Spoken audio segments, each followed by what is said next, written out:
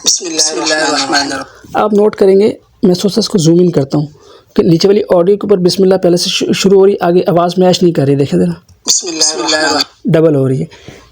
तो उसको आप कैसे एडजस्ट कर सकते हैं? पहले तो मैं इस फालतू पार्ट को रिमूव करना चाहता हूँ, जो एक्स्ट्रा पार्ट आ रहा है इतना सारा, इसको रिमूव करना है। उसके क्या करना, मैं यहाँ पे रखता हूँ कर्सर। अब आपके पास दो ऑप्शन होते हैं, आप किसी को सिलेक्ट ना करें, आप बाहर क्लिक करें, इस कैंची के ऊपर क्लिक करेंगे तो देखें दोनों क्लिप कट जाएंगे। दूसरा तरीका क्या होता है, आप पहले वीडियो को सिलेक्ट करें, कट करें, फिर ऑडियो को सिलेक्ट करें, कट करें, तो अलग अलग हो गया। लेकिन अब बेहतर है कि आप इसको क्या करें, बाहर क्लिक करें और एक ही साथ बाहर क्लिक करेंगे और क्लिक करें, दोनों क्लिप कट गए।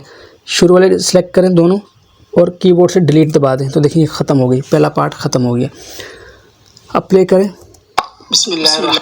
अब देखिए आवाज़ मैच करनी, एक तरीका ये होता है आवाज़ मैच करने का कि आप क्या करें, आप नीचे वाले क्लिप को पकड़ें माउस से और ऐसे इसको एडजस्ट करें, इसके ग्राफ को उसके ग्राफ के साथ मिला दें। ये देखिए ये करके थोड़ा सा आगे हो रहा है, थोड़ा सा पीछे हो रहा है, तो इसके लिए आप क्या करें, आप टाइमलाइन को पकड़ें और यहाँ पे रखें, यहाँ पे अब इसको एडजस्ट करेंगे तो देखिए ये एडजस्ट हो गया। अब देखें बिस्मिल्लाहिर्रहमानिर्रहीम, अस्सलाम वालेकुम।